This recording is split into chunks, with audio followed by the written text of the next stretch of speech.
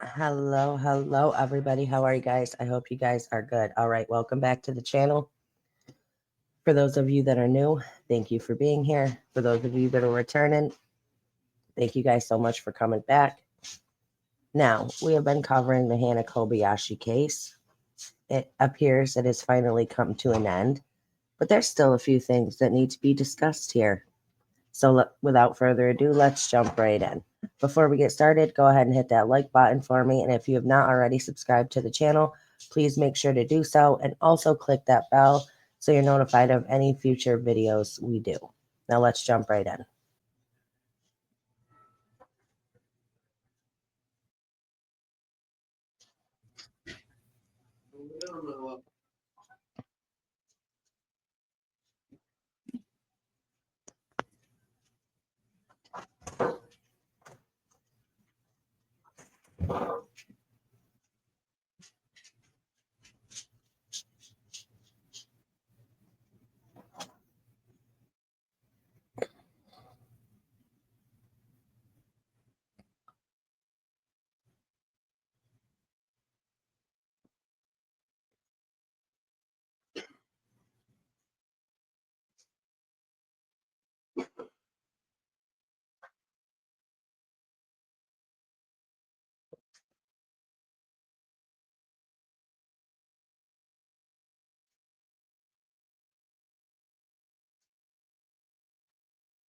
All right.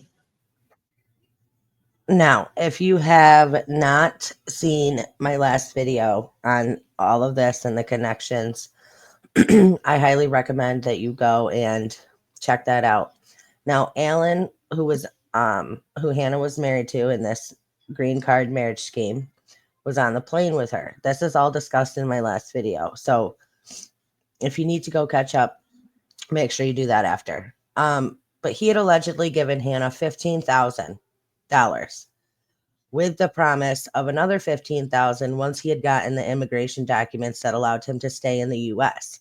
Now, in my previous video, I had talked about her itinerary where she had like staged photo shoots with Alan um, at the Museum of Modern Art at Central Park, things like that. And I said that I believe that they were for a fake wedding album to show to immigration to prove, okay, this marriage is legit, whatever. Which then goes into a whole big operation rooted in Texas. Okay. Which, by the way, where the ex currently lives. But anyway, that's for that you got to check out that video. Um, so we had never found out when her and her ex that were on the plane together had broken up. So that was 4 months before this trip. Okay, and apparently, according to the um, boyfriend or the ex-boyfriend, they broke up and agreed no contact. So little odd. They were again seated right next to each other on the airplane. But let me pull up these text messages that are from the ex-boyfriend um, and one of Hannah's coworkers that she worked with in Hawaii. Okay.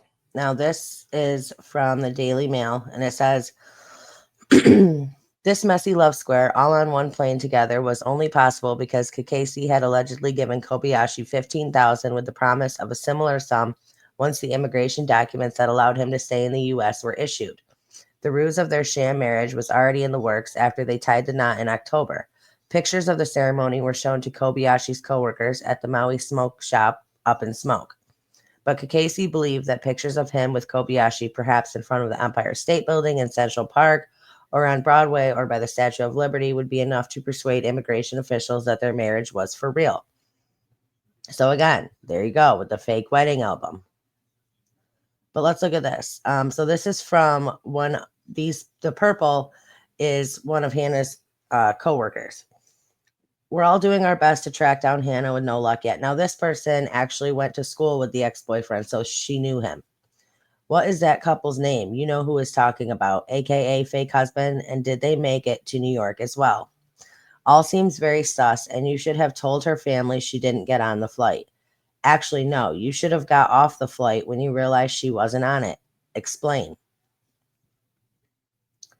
It was a short connection, 20 minutes. Now, this is the ex boyfriend.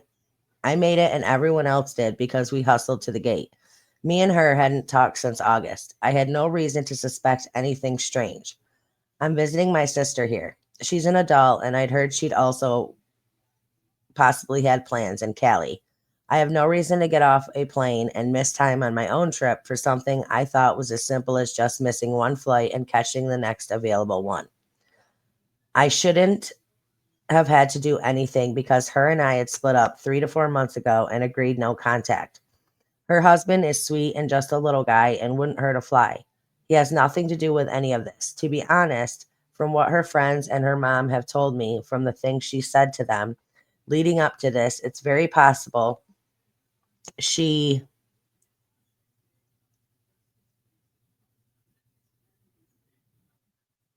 said to them leading up to this, it's very possible she decided to miss the flight for her own reasons and could very possibly be having some kind of mental breakdown from lack of sleep, too much psychedelics, or coke. I don't know.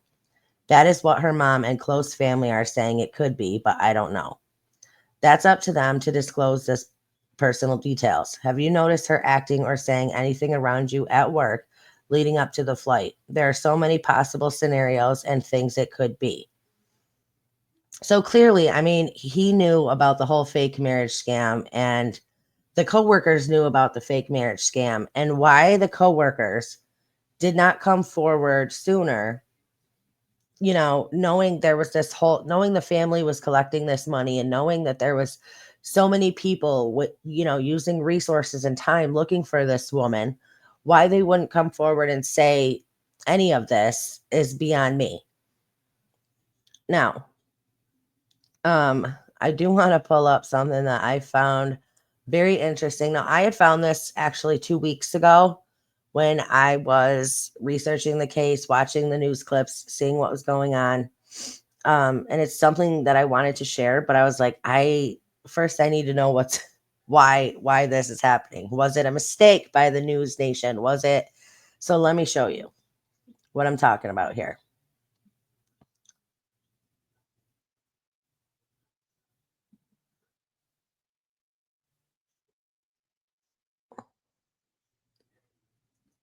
Okay, now this was 2 weeks ago. Hannah Kobayashi surveillance video made family extremely alarmed. Now let me just play this clip for you so I can show you what I'm talking about here. Agent, and she was like, I want to get out of here. Of course. Here we go. Give me 1 second. Okay, so let's see this clip right here.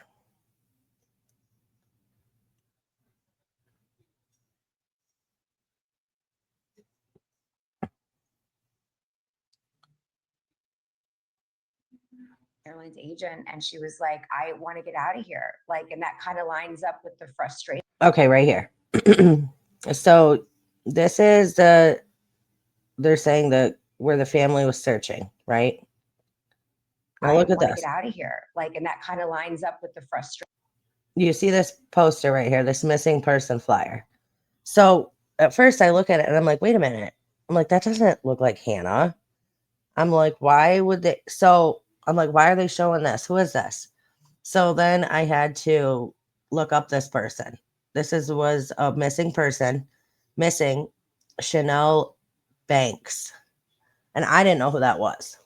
Kind of looks like him, but you can tell it's not Hannah, right? So I'm like, why is News Nation showing this person, showing this missing person's flyer when it's supposed to be the search for Hannah, but it's this person?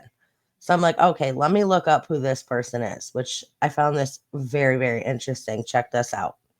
So let me get out of here. I'm going to take you over here for those of you that don't know. And I was like, wow.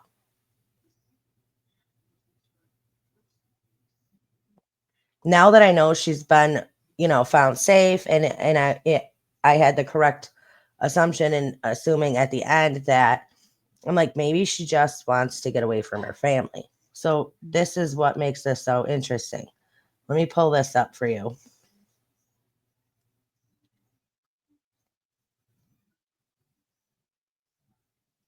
Chanel Banks speaks out after being reported missing. Now watch and just see if this is what happens with Hannah. And also check out the dates too. Less than a week after the actress, who had a 3 episode arc on Gossip Girl in 2009, was reported missing by her family, she denied ever going missing and detailed the circumstances surrounding her departure. It is a simple explanation, Chanel told Extra in a November 18th interview. I had to take myself out of a bad situation, and I'm sure a lot of people can relate to that. And what transpired from that is what you're seeing in the media right now. Earlier this month, Chanel was reported missing by her family with welfare checks to the 36-year-old's Playa Vista home taking place November 7th and November 8th. November 8th, right? Happens to be the same time of Hannah's flight. The LAPD told E! News at the time Chanel's cousin Danielle and had shared that the disappearance was out of character. And while Danielle further said that that she would not typically go 48 hours without contacting herself or her mother, Chanel said that is completely not the case. You're seeing two people right now. My mother, she explained in her sit down, and my cousin, whom I have not spoken to in 10 years. This is not someone I have a relationship with. We definitely, we definitely don't have a sister-sister relationship. Indeed, Chanel alleged that she had been actively trying to distance herself from her family members and had taken a solo trip to Texas for a religious retreat. Hannah took a solo trip to New York on the same date, November 8th. In the past, when I've tried to get away, Chanel explained, this is exactly what happens. And if you remember, Hannah has actually gone missing in Maui before. She continued, I've tried to set boundaries to make myself feel safe, and I was met with resistance, to say the least. Of her mother specifically, Chanel added, this is a woman who has stopped me so many times in my life for things I have worked for since I was a child. I mean, how bizarre is that, though? That we're working on this Hannah Kobayashi case. You've got her family doing this search party, and the News Nation just happens to show a clip of this Chanel Banks in Hannah Kobayashi's missing, news footage. And it happens to be the same exact type of situation as far as Hannah just not letting her family know what was going on and wanting to get away. And then, of course, the whole marriage thing came into play. But so the question here that you really want to say is, who knew what and when did they know it? Because there's been a lot of time, resources, money, all put towards locating Hannah. And this whole charade could have been avoided. Now, let me show you something else. Now, as of today, the family has stopped accepting donations on their GoFundMe. But let's look at their last update. We are incredibly relieved and grateful that Hannah has been found safe. This past month has been an unimaginable ordeal for our family. We want to express our heartfelt thanks to everyone who supported us during this difficult time. Your kindness and concern have meant the world to us.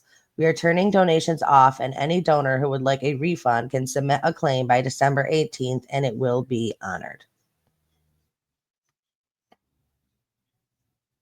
So 9 hours ago, this was still up and going because the last donation was 9 hours ago. Absolutely insane. That all of this time, money, resources spent that, actually, now I'm glad she was found safe and alive and everything is, I'm glad she's okay and nothing, sinister happened to her. But at the same time, you're like, damn, because this time could have been actually spent for somebody who is missing, is in trouble, and does need help. So, you know, it's a double-edged sword, I guess. It's, and you really see how people turned on Hannah because, they were all like worried about her and I hope she's found safe. And then as soon as they found out that she had actually been in Mexico the entire time, everybody was out for blood. And it's funny how things work in that way. It's funny how people can just flip like a switch like that. Um So yeah, according to the lawyer, there will be no further statements from the family. According to the police, Hannah has no obligation to speak with them. So I mean, it is what it is. It's all over. Apparently, she's back with her family, safe and sound, and you know they made 50,000 off the deal. But I just wonder. I mean, the news clip just putting that in like that 2 weeks ago almost makes you go, "Did they know something we didn't know 2 weeks ago?" And it wouldn't surprise me one freaking bit, honestly. So let me hear your thoughts down in the comment section below. As far, you know, it's, I guess, she'll walk away and get away with her part in all of this. And it is what it is. All right. Let me hear your thoughts down in the comment section below. I love you guys. Stay strong, stay healthy, stay safe. Keep asking those hard questions. Keep spreading that light. And I will see you all next time.